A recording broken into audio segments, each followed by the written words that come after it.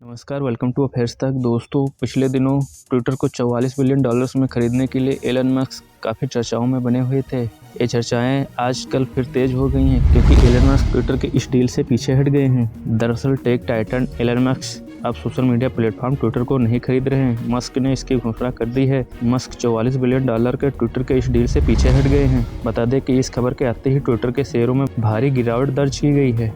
दोस्तों, जानते हैं आखिर ये डील कैंसिल क्यों की गई है। डील कैंसिल होने की वजह से ट्विटर के फेक अकाउंट्स हैं। दरअसल डील फाइनल होने से पहले ट्विटर ने कहा था कि फेक अकाउंट की संख्या 5% से कम है, लेकिन मस्क का मानना है कि ट्विटर ने पूरी जानकारी नहीं दी थी। मस्क के अनुसार करीब 20% से ज्यादा फेक अकाउंट्स हैं। टेस्ला के सीईओ ने शुक्रवार दोपहर एक फाइलिंग में कहा था उनका मानना है कि ट्विटर फेक अकाउंट के बारे में जानकारी देने में असफल रहा है। मस्क ने ट्विटर के सोशल मीडिया प्लेटफॉर्म पर नकली और स्पैम खातों की संख्या के बारे में जानकारी शेयर करने को कहा था।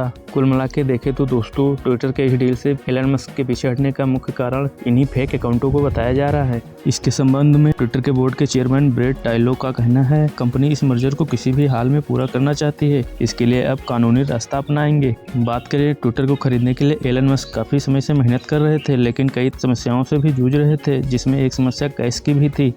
बता दें कि एलन मस्क हर हाल में इस साल के अंत तक यह डील को पूरी करनी थी। डील के तहत मस्क को $21 बिलियन का कैश देना था। हालांकि मस्क ने इसका जिक्र किया था कि उनके पास निवेश बैंक से $13 बिलियन के कर्ज का ऑफर है और बाकी $12.5 बिलियन वह अपनी इलेक्ट्रिक कार कंपनी टेस्ला के शेयर के बदले देंगे। लेकिन ट्विटर के डील के बाद टेस्ला के शेयरों में लगातार भारी गिरावट देखी जा रही थी।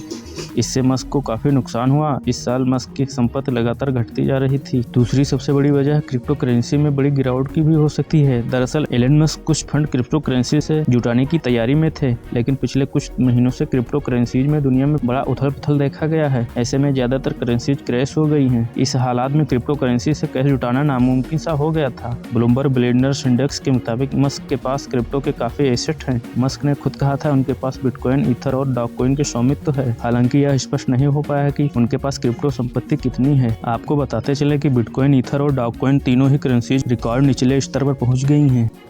दोस्तों, निवेशकों में नाराजगी भी इसकी एक बड़ी वजह मानी जा रही है। ट्विटर डील के बाद एलन मस्क की मुश्किलें लगातार बढ़ती ही जा रही थी। इस डील पर रोक लगाने के लिए फ्लोरिडा पेंशन फंड ने मस्क और ट्विटर पर एक मुकदमा दायर किया था। इसमें एलन मस्क और ट्विटर के डील को कम से कम 2025 तक रोकने की मांग की गई थी। न्यूज एजेंसी रॉयटर्स के मुताबिक डेलावेयर चांसरी कोर्ट में दायर केस में कहा गया था कि 9% से अधिक ट्विटर हिस्सेदारी लेने के बाद मस्क एक इच्छुक स्टॉक होल्डर बन गए हैं। अब वह ट्विटर की खरीदारी को तभी पूरा कर सकते हैं जब 2/3 शेयर होल्डर्स को उनका स्वामित्व नहीं दिया जाता। इसके मुताबिक कम से कम 2025 तक यह डील पर रोक लगाना जरूरी है। इस केस में ट्विटर के मैनेजमेंट पर भी सवाल खड़े किए गए थे। बताते चले कि जब से एलन मस्क ने ट्विटर की अधिग्रहण की घोषणा की थी, तब से ट्विटर कर्मचारियों का भविष्य खतरे में पड़ गया था। कंपनी लगातार मैनेजमेंट लेवल पर फेरबदल करने लग गई थी। एक रिपोर्ट के मुताबिक माइक्रो ब्लॉगिंग साइट ने अपनी टैलेंट हंट टीम में 30% की कटौती कर दी। हाल ही में ट्विटर ने 100 से अधिक ज्यादा कर्मचारियों की छटनी की जानकारी भी दी है। अब यह देखना काफी दिलचस्प होने वाला है कि आखिर कंपनी इसके जवाब में क्या करने वाली है।